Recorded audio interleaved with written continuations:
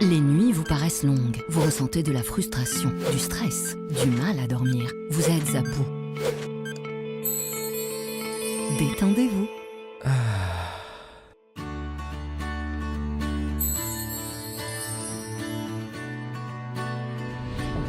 Réduction du temps d'endormissement, diminution des réveils nocturnes, relaxation. Une bonne nuit, ce n'est plus un rêve. Ce produit est un complément alimentaire sans dépendance disponible en pharmacie. N'hésitez pas à demander conseil à votre pharmacien. Mérinal, notre priorité, la qualité.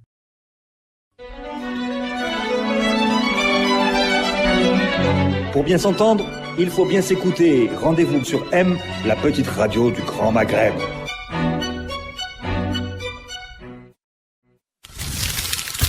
Radio M, le café presse politique.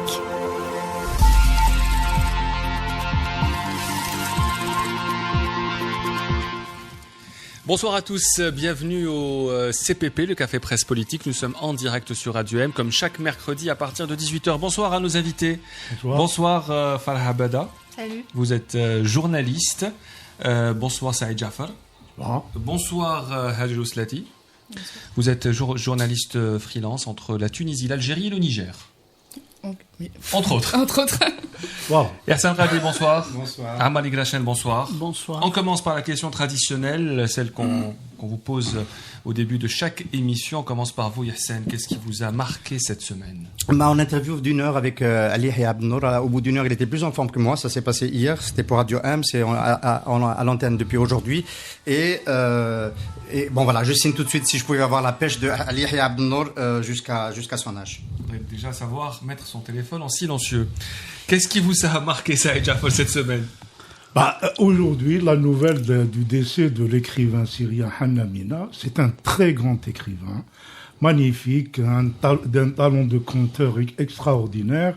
Et bon, les gens qui ne le connaissent pas devraient essayer de le lire. C'est remarquable. Voilà. Farah Abada, qu'est-ce qui vous a marqué cette semaine? Il y a eu le festival de Soukharas qui a eu lieu cette semaine. C'était la première édition. Donc mon premier film court-métrage documentaire Je suis là a été sélectionné où il y avait plein d'autres films de jeunes réalisateurs et cinéastes dont Nseren Tahmoun, Amin Kabes. Donc c'était un peu l'effet Et il faut aller voir Je suis là, qui a été donc sélectionné aux journées du court-métrage de Soukharas. Vous avez parlé de Nseren Tahmoun, son film Alger de bas en haut a reçu le prix spécial mention du jury. Qu'est-ce qui vous a marqué cette semaine à Amali Grachen? Un échange avec le grand écrivain martiniquais Raphaël Confiant. On a discuté longuement de Frantz Fanon et de la Martinique. Raphaël Confiant a résidé longtemps en Algérie. Il était révolutionnaire. Il voulait l'indépendance de la Martinique. Ça n'a pas marché. Il est aujourd'hui président de l'université de Fort-de-France. Vous n'avez pas parlé de Kamel Daoud, non? Non, on est au-dessus de ça. Qu'est-ce qui vous a marqué cette semaine, Hajj Ouslati? Non, c'est votre premier CPP avec Farah Abada, bien sûr. Alors, du coup, moi, ce qui m'a marqué, c'est la victoire hier du Real de Madrid. Parce que c'est quand même incroyable. C'est pas une grande surprise, hein? Non. C'est pas une grande surprise, mais du ça coup, semble vous surprendre. C'est pour la thématique, les femmes aussi aiment le sport. Et le foot notamment. Voilà. Et c'était très... Vraiment, parce que c'est un sujet qui me tient. En Algérie, on sent quand même qu'il y a un fond anti-arabe khalidji, parce que l'investissement au Paris Saint-Germain, c'est Qatar, et il y a beaucoup de gens, istishfaw, Qatar et l'argent qatari. Moi, j'ai des Marseillais qui en faisaient plus que les Algériens. Donc voilà. Et des supporters de Barcelone étaient avec le Real de Madrid, c'est quand même bizarre. Et c'est très drôle de voir les statuts Facebook juste après la victoire du Real, pour rappeler juste que ici, c'est sérieux. Donc, par rapport à ici, et c'est Paris qui est le slogan du Paris Saint-Germain. Demain, nous célébrons une journée pas comme les autres, c'est la journée du 8 mars. Dans beaucoup de pays, cette journée des pays avancés où les droits de la femme sont plus ou moins respectés, cette journée sert à manifester, à rappeler les engagements et à rappeler aussi le combat pour que la femme soit l'égale de l'homme. En Algérie, il n'y a pas de manifestation. En Algérie, il y a des réceptions, il y a des cérémonies, il y a des cadeaux qu'on offre, des bouquets de fleurs aussi. Pourquoi est-ce que l'Algérie l'Algérie ne célèbre pas, d'après vous, le 8 mars comme on devrait le faire, avant de poser bien sûr la question essentielle du droit de la femme en Algérie? On commence avec vous, Saïd, qu'est-ce que vous en pensez? Quand tu dis l'Algérie ne célèbre pas, tu veux dire le gouvernement? En général, le 8 mars a toujours été, enfin, du genre de mon âge, a été célébré par des militantes et par des... Voilà. Quand le gouvernement organise quelque chose pour le 8 mars, c'est pour le tuer, c'est pas pour lui donner du sens ou une portée. Donc... S'il le célèbre, ce n'est pas pour le défendre et défendre ce qu'il y a derrière. Amani Glachen? Je sais pas comment on devrait le célébrer. Je pense que on le fait très naturellement. Maintenant, le gouvernement, comment il doit le faire? Est-ce qu'il le fait? Moi, je pense que le gouvernement ou l'État, d'une façon générale, ne doit qu'accompagner ceux qui le font. Ce n'est pas à l'État de célébrer, c'est à la société de célébrer, d'agir et de tout faire. L'État n'a qu'à accompagner quand on le lui demande. Sinon, il s'occupe... Non, il accorde des subventions aux associations culturelles, aux associations de femmes, etc., mais il ne célèbre pas. L'État, il a que deux missions à faire. Il protège les individus et leurs propriétés, il se tait. Non, l'État, quand on dit l'État, c'est-à-dire c'est un gouvernement, il peut proposer des lois, les faire passer, qui peuvent changer les choses. Il ne faut pas croire que... On parle donc de ce la n'est pas... Mais le 8 mars ne veut rien dire. J'imagine que moi, je connais beaucoup d'amis femmes pour qui le 8 mars, vous les insultez quand vous en parlez un peu trop, parce qu'ils disent... on parle sur l'année, pas le 8 mars. C'est un moment un peu bidon qui est organisé. Voilà. Comment devrions-nous célébrer le 8 mars à Josdatine? Notamment en changeant la loi, en faisant avancer les choses au lieu de célébrer de manière mécanique. Alors moi je vais pas faire de leçon de morale parce que au fond j'ai pas grandi ici, etc. Mais je connais un peu l'Algérie, la Tunisie et la France notamment. L'exemple non plus de la France n'est pas un exemple non plus là-dessus, mais pour moi ce que je pense en tant que femme algérienne, c'est que c'est à l'État de créer un mouvement. Et ça ne doit pas se résumer simplement à un seul jour dans l'année. On doit changer la loi, on doit protéger la femme. Il y a énormément de femmes qui sont victimes de violences, que ça soit ici ou partout dans le monde. Donc il suffit de marcher dans les rues d'Alger. Quand on est une femme, c'est pas facile. Même si j'adore quand une fois je racontais à quelqu'un qu'il y avait un garçon qui m'avait un peu embêtée, la personne m'a demandé, c'est une femme qui m'a demandé comment t'étais habillée. C'est pas normal, il faut changer la perception, il faut changer la place de la femme en Algérie, mais aussi bien au regard des hommes dans la société algérienne qu'au regard des femmes qui font des fils. Et je pense que c'est un travail de fond et ça doit pas se résumer simplement à la journée du 8 mars. Falah Habada, vous êtes journaliste, reporter d'images notamment à l'agence France Presse. Vous avez beaucoup couvert ce genre de manifestations. En Algérie, il n'y a pas de manifestation, par exemple, prévue demain. Il n'y a pas de réunion politique prévue demain. On a prévu autre chose. Ça ne fait pas avancer la cause, selon vous ? Non, pas du tout. Déjà, je suis pas d'accord avec le terme célébrer. Pour moi, c'est pas une fête, le 8 mars. Je rejoins un peu Saïd quand il dit oui, moi aussi, quand on me dit bonne fête, je suis pas contente parce que ce n'est pas une fête. Je ne suis pas en train de fêter le 8 mars. Pour moi, cette journée, vu nous l'avons, si je puis dire, doit servir justement à militer, à faire des marches, à prendre conscience, à faire un constat de nos droits. Donc oui, je pense que le 8 mars n'est pas fait pour recevoir des cadeaux. Moi, quand j'étais petite, j'étais contente parce que j'avais l'après-midi de libre. Donc c'est tout c'est souvenirs un peu que j'ai, mais en grandissant un peu, je me suis rendu compte qu'en fait non, c'est pas ça.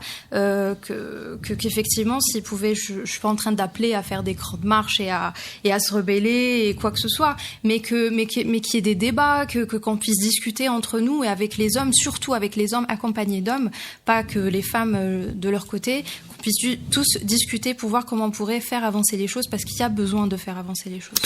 Un constat pour les droits, Hassan Al-Qadi, on n'avance pas beaucoup depuis le dernier amendement du Code de la famille, où l'Algérie a mis plus de 10 ans pour le faire. en retard sur le Maroc, en retard sur la Tunisie. Allons-nous rester encore en retard en matière de respect des droits de la femme en Algérie? Si on devait évaluer le rapport de force dans l'expression des revendications dans la société, on devrait rester en retard. Moi, j'ai une thèse, c'est la 4e 8 mars. Le Café Presse, il a 4 ans. C'est peut-être le 3e 8 mars que nous évoquons ici sur ce plateau. Je le répète tout le temps parce que ça me tient à cœur. Avec Saïd, on est d'accord pour dire qu'il y a eu un grand reflux de la mobilisation citoyenne, de l'investissement du champ public par la société et par les citoyens. Mais ce reflux, il est encore beaucoup plus fort chez les femmes. Les femmes, de mon point de vue, ont lâché l'affaire. Elles ont gravement lâché l'affaire parce que... Bon, après, il faudrait voir. Moi, je le dis de manière un peu provocante, mais les dernières avancées en Algérie sont le fait du prince, sont le fait de Abdelaziz Bouteflika. Quand on fera le bilan d'Abdelaziz Bouteflika, il restera que ça. Quelques dispositions, transmettre la nationalité par la maman, aménager un petit peu le code de la famille en réduisant le rôle de la tutelle et en changeant un petit peu le statut de la femme dans le ménage, etc. Mais sinon, en termes d'expression, de revendication, je suis désolé, enfin, les femmes, en particulier les femmes militantes, les femmes... Attendez, je termine sur ça. Il y a une responsabilité de la bourgeoisie algérienne, elle est en train de se constituer dans la bourgeoisie algérienne. Ammar Ingrachen aime bien parler du rôle historique de la bourgeoisie algérienne. Il y a des femmes bourgeoises qui ont aussi le rôle d'investir l'espace public, de le structurer et de faire en sorte que les règles changent. Au moins qu'il y ait un sens culturel à ce rapport social. En Algérie, il n'existe pas. Il est trop faible. Et moi, je déplore tous les ans, le 8 mars, le fait que les femmes aient lâché l'affaire. Moi, je voudrais quand même mettre un bémol. C'est-à-dire, les hommes ont lâché l'affaire aussi. C'est-à-dire, il ne faut pas se tromper. Le féminisme est aussi l'affaire des hommes, c'est ça? Non, ce n'est pas que les femmes qui ont lâché l'affaire. On a vécu sur l'élan d'octobre 88, et après, on a vécu les années 90, et le combat politique, et vous savez, moi, j'en arrive à presque à regretter, c'est-à-dire on est tous dans une bulle dans Facebook, en train de s'étriper, de faire des guerres civiles virtuelles, alors que le militantisme s'est perdu. Les gens ne militent plus. Il faut le dire. Les hommes, donc les femmes, c'est encore pire. Elles sont dans une situation encore plus défavorable. Et donc, je ne crois pas qu'elles ont lâché l'affaire. C'est plutôt toute la société qui n'est pas sortie, en fait, des années 90. Voilà. Avez-vous lâché l'affaire, Farah Abada? Moi, je n'ai pas lâché l'affaire. Moi, je me bats tous les jours. À partir du moment où mon réveil sonne, bon, on va dire à partir du moment où je sors de la maison, parce que le combat il n'est pas à la maison, mais non, je continue, je me bats et je continue à me battre tous les jours, que ce soit par rapport à mon travail, par rapport à mes objectifs quotidiens ou mensuels ou annuels. Je me bats tous les jours pour garder ma place, pour pouvoir conduire sans me faire embêter, pour pouvoir marcher dans la rue sans me faire embêter, pour ne pas me mettre d'obstacles parce que justement je suis une femme, ne pas me mettre d'obstacles imaginaires dans ma tête. Donc oui, j'essaie d'avoir un combat au quotidien et j'en veux effectivement, il y a ce terme-là de lâcher l'affaire. J'en veux parfois aux femmes d'avoir lâché l'affaire et de me retrouver seule, de ne pas retrouver une solidarité avec elles, j'ai pas l'impression que s'il m'arrivait quelque chose dans la rue, les femmes seraient solidaires avec moi. Peut-être parce que je ne porte pas le voile et que la majorité maintenant le porte. Peut-être parce que j'ai plus parfois de facilité à parler français alors que ça ne veut absolument rien dire. Donc voilà, j'ai pas l'impression que les femmes sont solidaires entre elles. Je déplore je le déplore. Ce qu'il faut dire, c'est que ce qui pose problème, c'est qu'aujourd'hui, les Algériens n'arrivent pas à s'organiser librement. C'est-à-dire, quand on crée une association, il faudrait qu'elle soit réellement une association pour les femmes, pas une association, comme on dit. On a créé en Algérie un truc pareil. L'État a créé une académie de la société civile. Vous vous rendez compte? C'est-à-dire que c'est l'État qui organise la société civile. Dans les années 90, nous, on l'appelait à la nation la société civile ornementale. Ils avaient besoin de mettre des choses pour pour le décor. On en est là, c'est-à-dire le combat pour toutes les libertés est affaibli en Algérie, c'est-à-dire les libertés générales, a fortiori pour les femmes. Et donc, du coup, c'est effectivement les quelques progrès qui ont eu lieu ont été le fait du prince, parce que c'est aussi un souci d'image, c'est-à-dire moins par conviction. Le changement sur les lois, sur les femmes, la nationalité, c'est moins par conviction que plutôt le souci de plaire à l'extérieur. Alors, pour revenir au militantisme, il y a eu beaucoup de militantisme dans les années 90, notamment Khalida Toumi et bien d'autres. Aussi, Hadj El-Ouslati, est-ce que vous vous sentez concerné par ce combat qui était mené à la fin des années 80 et dans les années 90 en Algérie? Est-ce que vous avez cette volonté de le mener, ce combat, que ce soit dans les pays que vous connaissez bien, l'Algérie ou la Tunisie? Bien sûr, ça, de toute façon, on n'a pas le choix. Quand on est une femme et que on n'a pas le choix. Après, moi, je place bien le féminisme. Il y a différents féminismes, en fait. C'est bizarre de dire ça, mais je vais l'assumer après. C'est que quand on sort dehors, qu'on est dans l'espace public, on doit pouvoir se mouvoir dans l'espace public sans avoir à être inquiété de ce qui peut nous arriver. Quand on est au travail, pourquoi moi je gagnerais moins qu'un collègue de travail alors que je suis autant compétente que lui ou parfois même plus. Donc moi je pars du principe. Par exemple, je vais parler de mon travail. Je suis journaliste, donc, et je voyage toute seule. Je travaille énormément toute seule, je filme, etc. Et je traite de la situation de la femme migrante, donc à travers l'exil, des violences faites aux femmes à travers l'exil.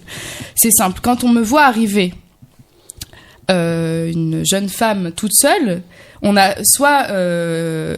toujours peur pour elle. Donc on va vouloir la surprotéger en lui disant non mais tu peux pas faire ci, tu peux pas faire ça, tu peux pas faire ci, faire ça. Alors que je me suis déjà retrouvée dans des pays extrêmement dangereux, potentiellement, où il aurait pu m'arriver des tas de choses, mais il ne s'est rien passé parce que on fait attention aussi bien qu'un homme ferait attention. Donc c'est toute une sorte. En fait, il faudrait complètement changer la logique de réflexion que les gens ont sur la femme. C'est un combat que je fais, mais pas en criant dans la rue tous les jours libérer la femme. C'est juste par des actions petites, comme aller boire un café dans un café à Alger ou à Tunis. Même s'il y a plein d'hommes, j'ai envie de boire un café, je devrais pouvoir le faire. Deux questions. Le parallèle entre l'Algérie et la Tunisie, comment est-ce que vous l'analysez en ce qui concerne les droits des femmes? Alors du coup c'est un grand débat parce qu'on a tendance à dire qu'en Tunisie la femme est beaucoup plus... On parle du statut personnel de 1956. Exactement, voilà. Il y a des choses qui ont été faites et on peut pas revenir dessus. Il y a des choses qui ont été faites et qu'on peut pas revenir dessus. La femme en Tunisie va vers quasiment une part égale à celle de ses frères dans l'héritage, en matière d'héritage, etc. Il y a des choses qui continuent à être mises en place. Il y a une société civile qui, comme il l'expliquait, monsieur, qui est en train vraiment de se mettre en place et qui est là et qui est né vraiment après la révolution et tout ça. Donc ça, il y a des cadres. À Tunis, je dis pas qu'il ne se passe rien, qu'il n'y a pas d'agression dans la rue, mais on peut mieux se mouvoir. Les femmes ont de la place. Il y a des endroits où les filles peuvent aller boire des verres avec leurs amis, où c'est pas scandaleux. Elles peuvent marcher avec leurs copains et c'est pas non plus scandaleux. Même si dès qu'on sort de Tunis, parce que Tunis est une exception.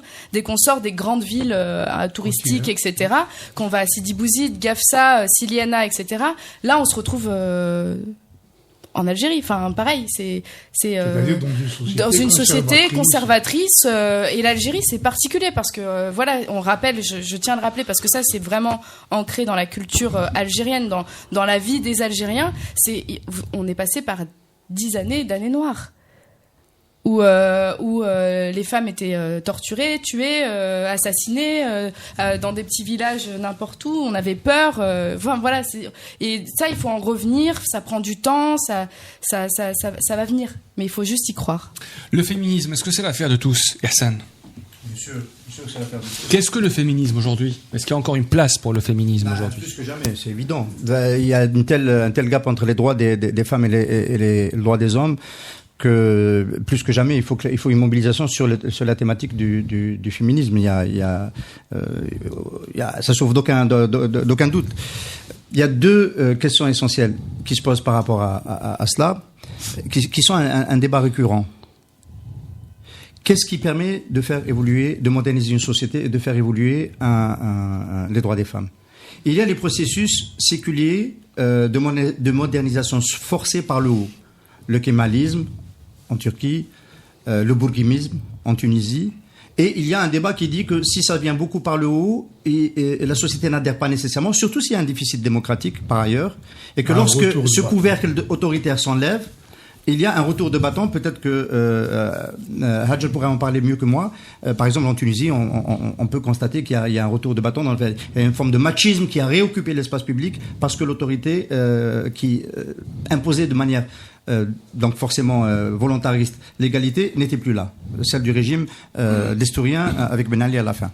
Ça, c'est la première. La deuxième, c'est il faut laisser faire le processus de capitalisme, de la salarisation des femmes, de l'éducation, le niveau d'éducation. Ça donne automatiquement un mouvement vers l'égalité des droits. C'est pas si vrai que ça. On le voit en Occident, le gap qu'il y a dans les salaires et dans plein de pays où la salarisation des femmes est très importante, mais les femmes n'occupent pas les responsabilités et les femmes n'occupent pas dans nos espaces à nous, terre d'islam, les espaces publics qui devraient aussi leur revenir. Donc, il y a ce débat qui persiste, et tant que ce débat persiste, la place du combat pour les femmes, pour leurs propres droits en premier, donc le féminisme, elle est là, cette place.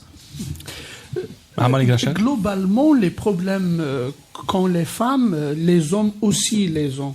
Nous vivons tous sous une dictature, c'est la même chose. À quelques exceptions près, c'est le cas du Code de la famille. Les lois algériennes ne posent problème que dans la gestion du rapport au sein de la famille concernant la femme. Sinon, il n'y a aucune discrimination des lois. La loi algérienne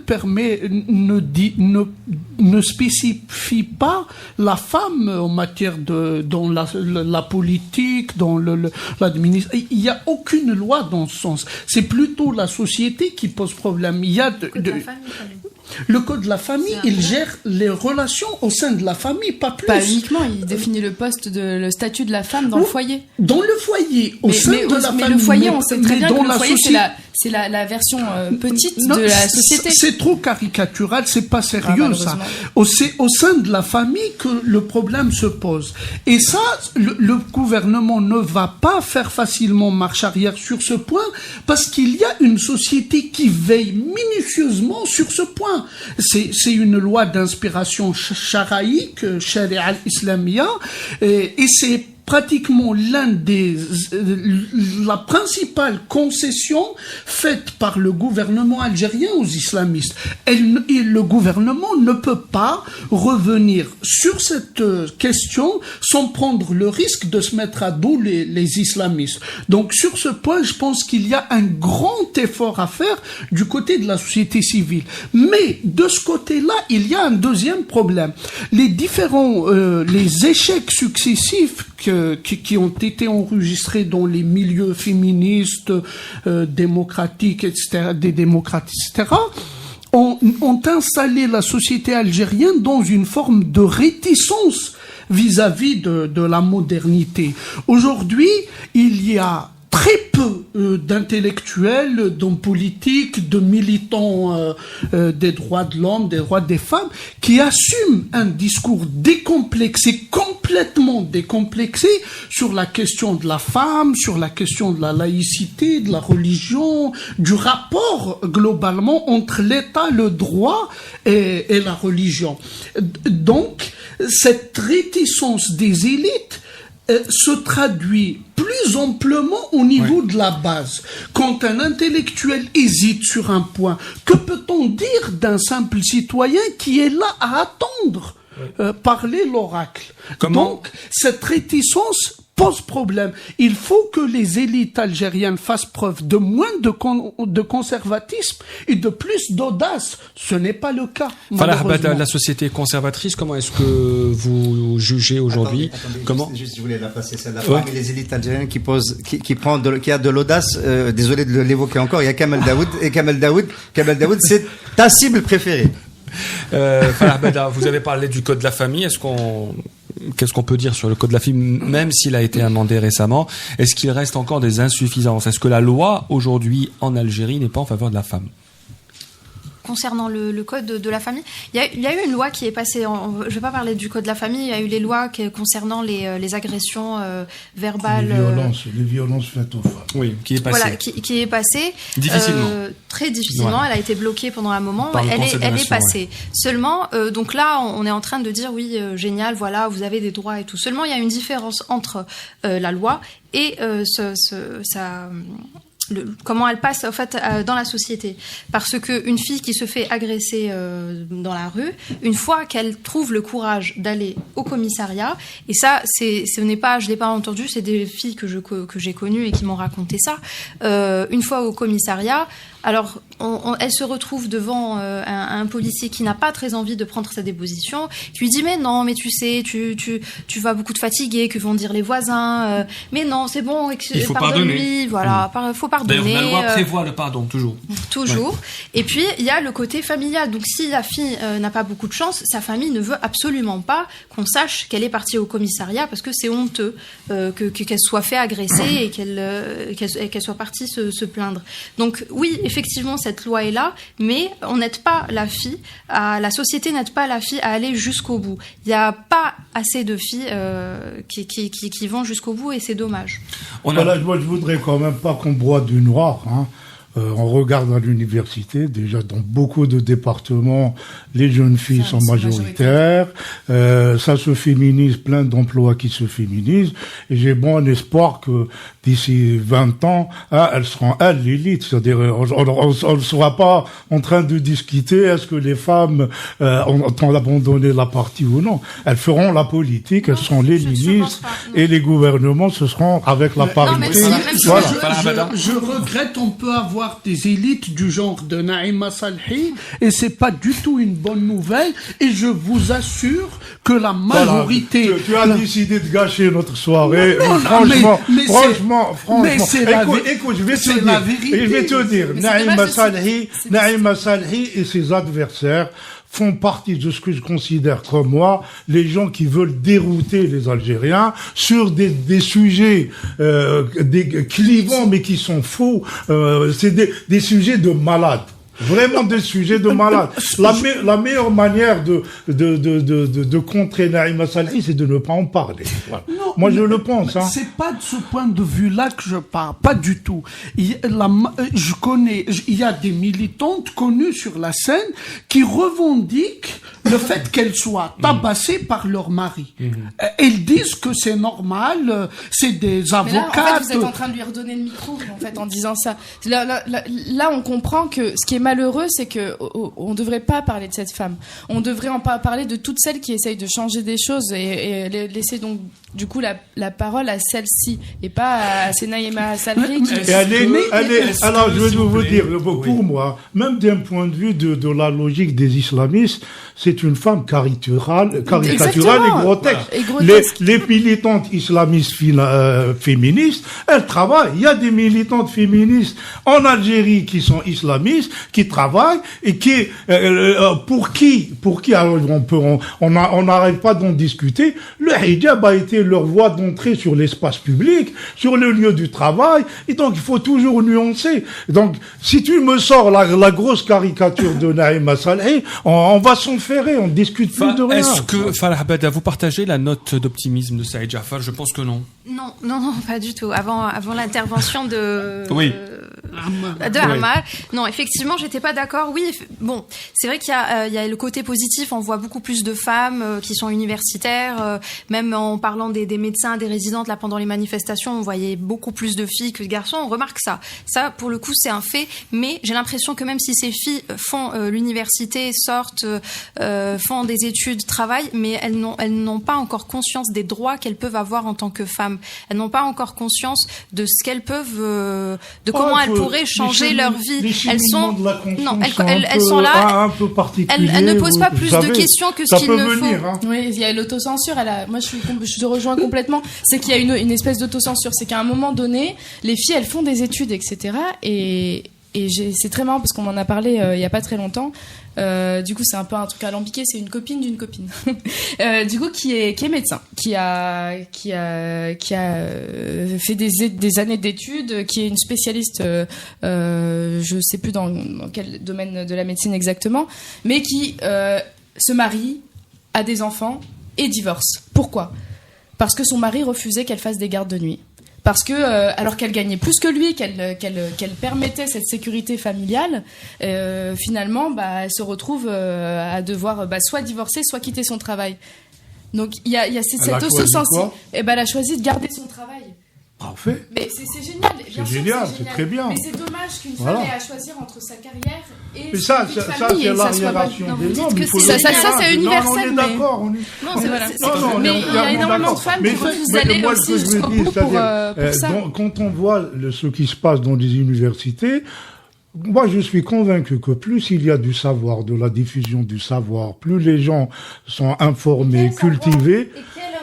Même, vous savez, on a... Pas sur Nahar ou les informations ou Cherche ça aussi on peut le considérer comme des informations, mais ce ne sont pas les bonnes informations à prendre en compte. Et puis vous dites que c'est génial que la fille ait choisi le travail. Je trouve aussi que c'est génial. Il faut penser au combat qui l'attend après, de femmes divorcées dans la société algérienne.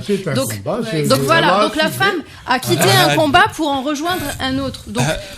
Oui, Hadja Ouslati, vous avez parlé tout à l'heure de plusieurs féminismes. C'est quoi pour vous ces plusieurs féminismes ? Il n'y a pas qu'un seul féminisme aujourd'hui ? Non, il fait une grande faveur, Khaled, parce que d'habitude il se rappelle pas de quelque chose qui s'est dit en début d'émission. C'est la première fois qu'il le fait, mais c'est pas grave. Parce qu'il a écrit. Bah oui, je note tout.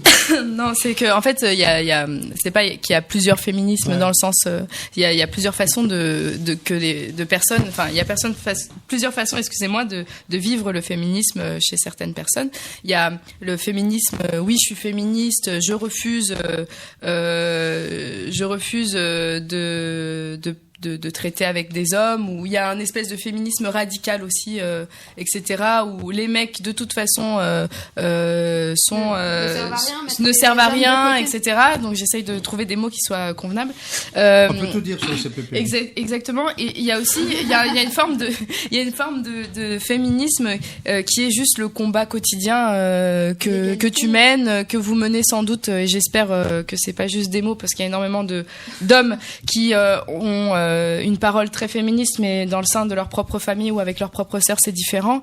Et du coup, c'est dans ce sens-là que je dis, c'est que le féminisme, vous parliez de l'élite intellectuelle, qui, en fait, finalement, parce que ce sont des femmes cultivées, etc., et qu'elles ne trouvent pas leur place aussi, elles, dans la société, en tant que femmes, qui préfèrent s'enfermer dans leur bulle et ne plus avoir à côtoyer.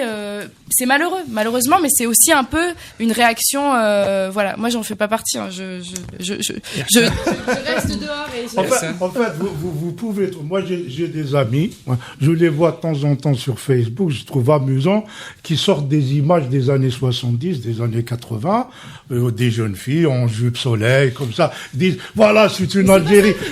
Attendez, j'ai des amis garçons, hein, pas des amis femmes, hein, qui disent, voilà, c'est une Algérie qu'on a perdue, En fait, ce qu'ils ne veulent pas admettre, c'est que c'est, entre-temps, une Algérie rurale est montée au créneau, est venue prendre sa place, parce que en les années 80, 70, la vie urbaine, c'était une petite partie de la population. Le gros de la population était encore dans le monde paysan. Et voilà. Et donc, c'est des évolutions lourdes, c'est-à-dire qui mettent du temps. Et c'est pas que faut pas désespérer, c'est-à-dire. Oui, ça c'est bien. J'allais en parler, c'est incroyable. J'allais évoquer les images de Merzak Alouesh, Amar Gadlatou, qui est repassé tout récemment. J'ai tweeté dessus en prenant une image à l'écran, et ça a provoqué ce type de réaction qu'à l'Algérie on a perdu. Et tu fais bien de rappeler effectivement que il y avait l'espace public. J'allais pas terminer, Khaled, si tu permets. L'espace public était occupé par des femmes qui étaient très à l'aise dans voilà. On avait l'impression que c'était plus évolutif qu'aujourd'hui, mais en termes de ratio hommes-femmes et monde rural. Mais ce n'est pas un phénomène dû seulement à la ruralisation entre guillemets de l'espace urbain. C'est les femmes citadines entre guillemets ont beaucoup reculé aussi. Il faut bien générationnellement les mêmes femmes qui, dans la maman occuper l'espace public à l'aise le fait beaucoup moins. Il faudrait ajouter, c'est-à-dire pas que les femmes ont reculé. Attendez, les femmes ont reculé, mais les hommes aussi. C'est-à-dire ce qu'on a appelé en général général le courant démocrate. Le courant démocrate, c'est là où il y avait, en gros, les militantes féministes, avaient des problèmes de contact avec la population. Il y a une rupture qui a duré. Non. Ah, tu as coupé. Non, on n'a pas coupé, mais on n'a plus le temps pour passer. Un détail, s'il te plaît. Alors, très rapidement, très rapidement. Le principal problème qui empêche... On a dépassé le temps, très rapidement. Qui empêche la femme d'avoir le statut qu'elle mérite dans la société, c'est la religion, parce que la place qu'offre l'islam à la femme, elle est vraiment minime. Et dans un pays musulman, ce n'est pas possible. Je pense que ça peut pas. Vous êtes d'accord ? Non, je suis pas du tout d'accord parce que alors du coup c'est trop marrant parce que l'islam, ce qu'elle impose à l'homme, ce qu'elle impose à la femme, elle impose à l'homme à la base. Sauf qu'en fait, il y a une interprétation qui dirait qu'elle est simplement, ces choses sont simplement imposées à la femme. Moi, je pense que l'islam c'est une chose. Ça reste ça doit rester dans la sphère personnelle et de pratique et c'est ce qu'on appelle le djihad personnel. Mais c'est incroyable. Et ça doit pas être imposé dans l'espace public. L'islam est très clair sur ce point. La femme n'est presque rien.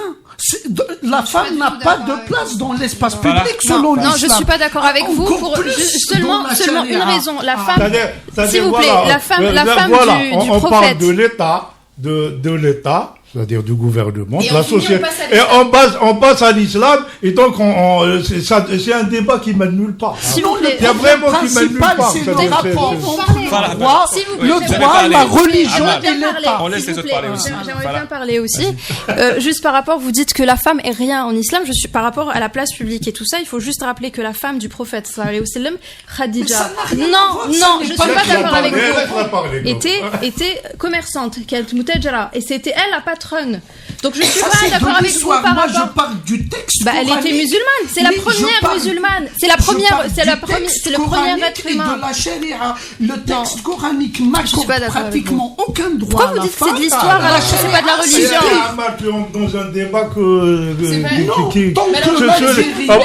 on parle du gouvernement, de l'État, de ce que fait l'État et de ce que ne fait pas l'État. Le problème c'est que l'État continue à s'inspirer pour fabriquer ses lois de l'islam. L'aspect religieux, il est important dans ce cas-là. Moi, c'est assez compliqué pour que je parle de religion, mais je pense qu'à un moment, il faut dissocier où est-ce qu'on veut vivre et à quelle époque on veut vivre. Si on veut continuer à vivre comme ça, on va droit dans le mur. La religion, elle a sa place, elle peut avoir sa place dans la société algérienne, mais quand elle est pratiquée chez soi, voilà, et qu'elle impose pas des choses dans l'espace public. Voilà. Et je pense pas pour moi c'est la religion la plus forte en Algérie, c'est le machisme. Mais en Tunisie, ils ont fait la part des choses entre la religion et autre chose. Ils le font tous les jours, on le fait tous les jours. Entre le machisme et la religion. Voilà. Je suis dire, s'il vous plaît. Non, je vais dire une connerie qui va te choquer. Le machisme existe chez les pseudo-démocrates, chez les modernistes. Arrête de dire ce genre de... Ne simplifie pas. On a des modernistes qui sont hyper machistes. Ouais. Du coup, c'est un combat qu'on doit mener tous les jours. Ça vient de Hollywood jusqu'à voilà, arrêtons. Les commentaires sur YouTube me demandent toujours de ne pas interrompre les autres, donc j'essaie de respecter. Rapidement, un retour à Ali Ibn Nour hier. L'entretien, on a commencé par est-ce que depuis 35 ans qu'il mène le combat sur les droits de l'homme, il a réussi à faire comprendre l'universalité des droits de l'homme au gouvernement, parce qu'au départ on disait ça c'est pas pour nous, c'est l'Occident. Bon, il y a un gros progrès là-dessus, mais on continue à opposer une forme de relativité culturelle qui existe chez nous sur beaucoup de thèmes, qui est plus forte dans d'autres pays musulmans. L'Arabie Saoudite a tout de suite rejeté la déclaration sur les droits de l'homme de décembre 48 à cause du statut de la femme, et il reconnaît que sur la question de la femme, il y a c'est pas un fou furieux aller sur la question de l'islam. On est d'accord. Il dit il y a un problème, il faut qu'il y ait un effort. On peut pas évacuer comme ça d'un revers de la main la pesanteur de l'islam sur la modernisation du registre légal et des lois. C'est pas possible. Il y a un problème. Il y a un problème. Après dans le problème, on peut discuter, mais il y a un problème. On est bien d'accord que la Turquie et la Tunisie sont des pays musulmans, sont des pays islamiques. Cela dit, pour le patriarcat, on est tous d'accord. Hein.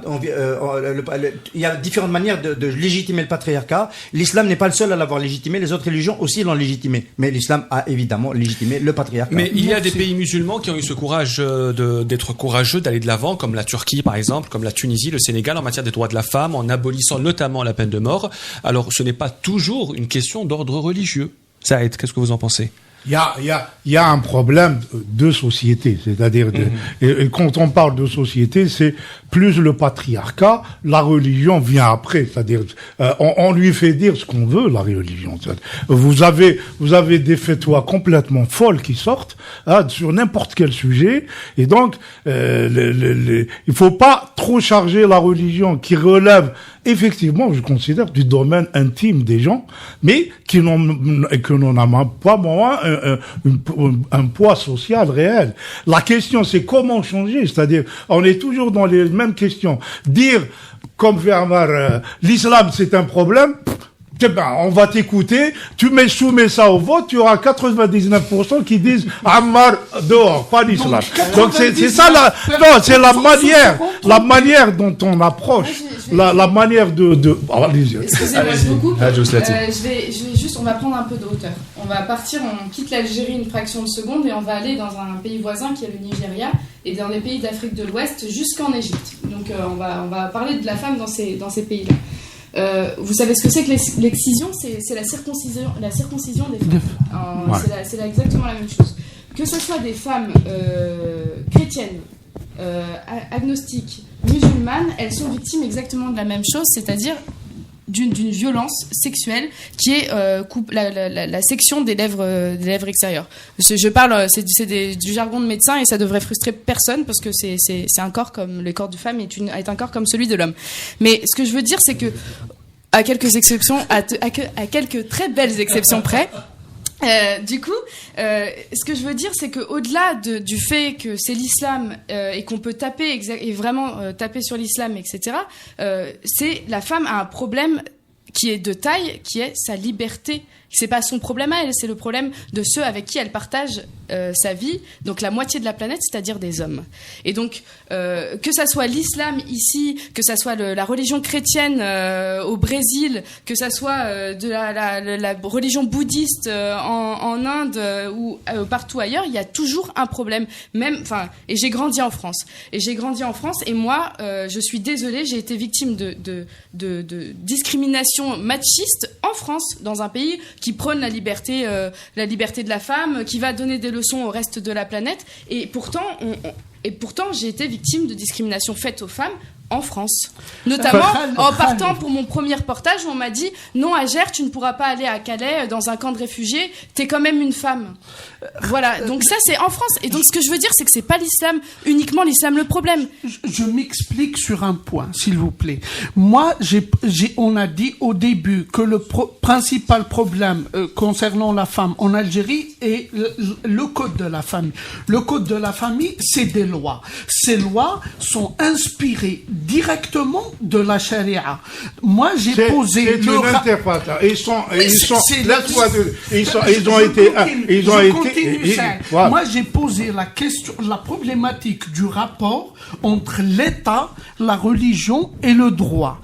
Il se trouve que certaines lois, les lois les plus contestées en Algérie, sont d'inspiration charaïque. Maintenant, moi, qu'est-ce que je dis? Si vous voulez qu'on en finisse avec cette histoire, il faut arrêter de chercher une légitimité, un cadre juridique, des lois dans la religion. Il faut laisser la religion dans le domaine privé et ne plus l'utiliser comme source d'inspiration. Ce n'est pas pour nos lois. Bien sûr, ce n'est pas totalement. Mais c'est le cas. Aujourd'hui, c'est le cas. Ce n'est pas totalement juste ce que vous dites parce que la première source du droit algérien, c'est la législation. La charia vient en deuxième partie. Mais je parle du code de la famille. C'est le principal point qui pose problème chez nous. Il est d'inspiration charaïque. Est-ce que Saïd n'a pas raison quand il dit en fait ce débat sur l'islam ne mène à rien? Est-ce que vous pensez, Yassine, que vraiment ce débat sur l'islam, ou est-ce qu'il y a beaucoup plus l'interprétation qu'on fait de la religion que la religion elle-même et que c'est une des formes du conservatisme? Non, ça, c'est un processus historique lent. Les mouvements de sécularisation des pensées religieuses et de leur domination sur les sociétés, c'est la Renaissance au XVIe siècle, c'est la révolution industrielle au XVIIIe siècle. C'est un très long processus d'individuation par rapport à la domination communautaire. C'est très complexe et c'est pas juste un effort volontariste. Donc, bien sûr, de mon point de vue, l'islam réprime, de mon point de vue, toutes les libertés dans une large mesure. Les hommes ont réussi à dealer avec cela. Les hommes ont réussi à dealer avec cela, beaucoup moins les femmes. Falah Abed, est-ce qu'on se sent plus oppressé par le conservatisme ou par les aspects de la religion aujourd'hui? Moi, je pense qu'il faut faire la différence entre la religion et les traditions, parce que souvent on a du mal, on sait plus. On dit oui qu'il faut faire ça, mais en fait c'est pas du tout écrit ni dans le Coran, ni hadith, ni rien du tout. Moi, je suis musulmane pratiquante et je ne trouve pas. Il y a un point que je n'arrive pas à comprendre, c'est celui de l'héritage dans le Coran. Je le dis, mais sinon pour le reste, j'essaie d'y trouver ma propre logique et de le comprendre à ma façon, parce que tout le monde de toute façon prend la liberté de l'interpréter à sa façon. Donc moi je prends cette liberté là et moi dans ma vie de tous les jours je ne pense pas être à l'encontre de ma religion. Donc moi concrètement je pense pas que le féminisme et la religion ne vont pas ensemble de mon point de vue. Et il faut préciser que la loi algérienne permet aux familles de décider de ne pas appliquer la charia en ce qui concerne l'héritage, en donnant, ça veut dire à parts égales. Il y a eu beaucoup.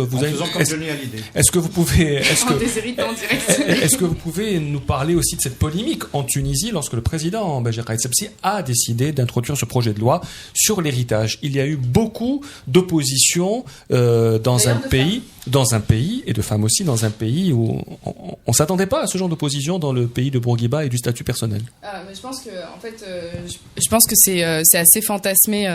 Il y a toute réforme suscite un débat en Tunisie. Et évidemment, il y a des gens qui sont des familles conservatrices par tradition, par idéologie religieuse aussi, mais majoritairement. Ça change. Ils en discutent. Il y a des manifestations pour, il y a des manifestations contre, mais la loi passera et en tout cas c'est ce que je souhaite. Et enfin, je saurais pas quoi dire à part qu'il y a une société civile qui est assez engagée, qu'elle soit pour ou contre, et ils s'expriment. Ce que je trouve malheureux, c'est qu'en Algérie, on n'a plus cette énergie de vouloir encore secouer le cocotier et d'essayer de faire bouger les choses. Alors que les jeunes ont envie de plein de choses, notamment pour l'égalité dans l'héritage. L'égalité dans l'héritage, c'est une chose importante, mais ce n'est rien à côté du chemin qui nous reste à faire. Donc voilà, j'ai pas vraiment répondu à votre question parce que je l'élude un peu et volontairement, parce que de peur de ne pas pouvoir revenir en Tunisie, c'est ça? Non, ça va, vous inquiétez pas, je m'en sors bien, ça va. Il y a un débat et c'est en train de changer. Et de toute façon, la loi va passer. C'est ça que, du coup, il y a effectivement des gens qui sont contre. Et d'ailleurs, des femmes membres du Parlement, du Palais du Peuple. Et c'était incroyable de les entendre dire qu'une femme n'a pas à avoir une part égale de celle d'un homme.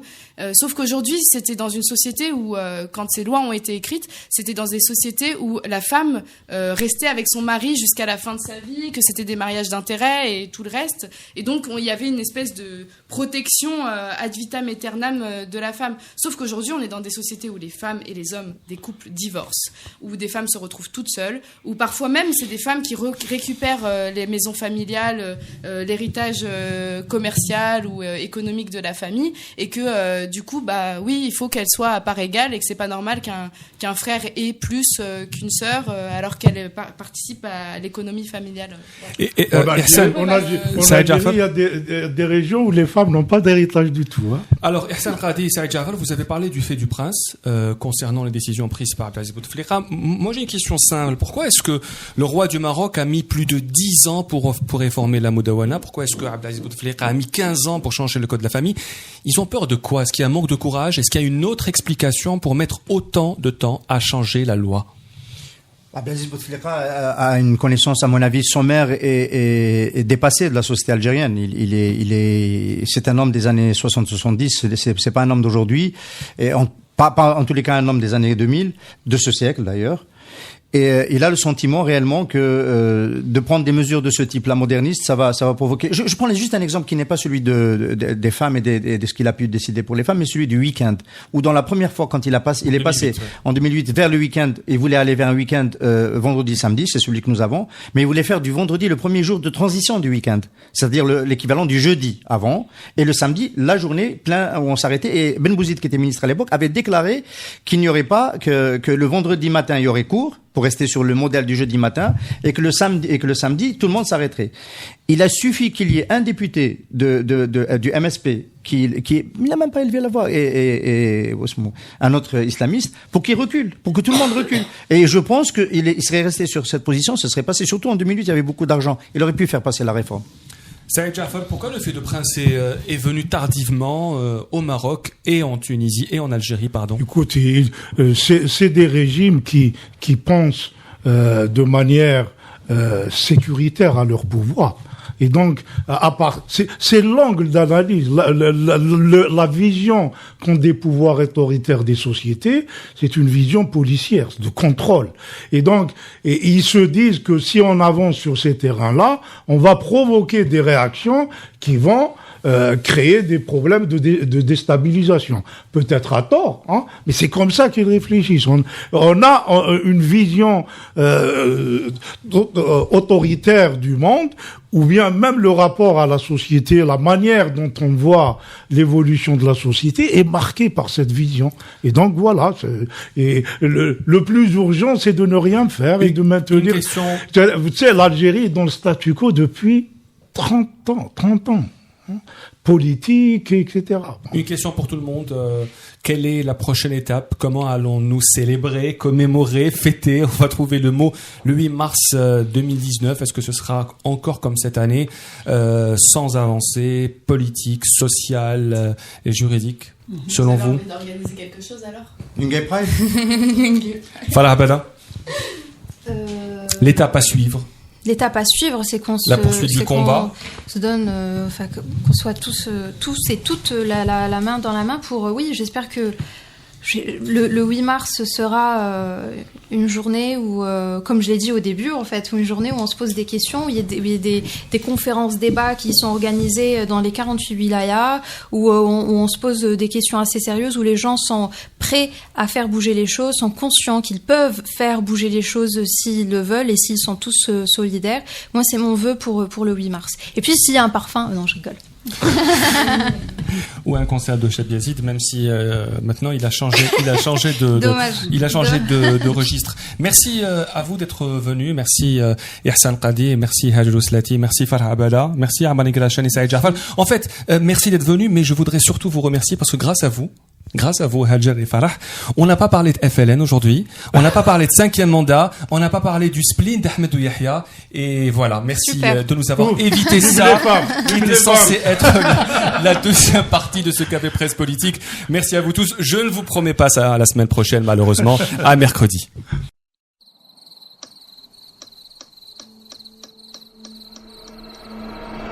Les nuits vous paraissent longues, vous ressentez de la frustration, du stress, du mal à dormir, vous êtes à bout. Détendez-vous.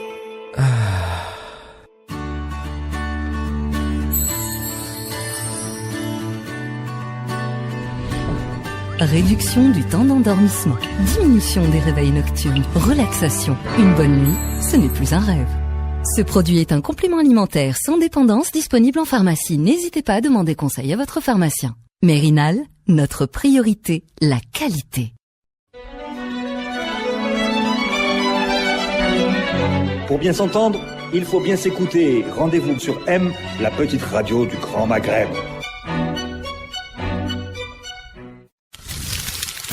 Radio M, le café presse politique.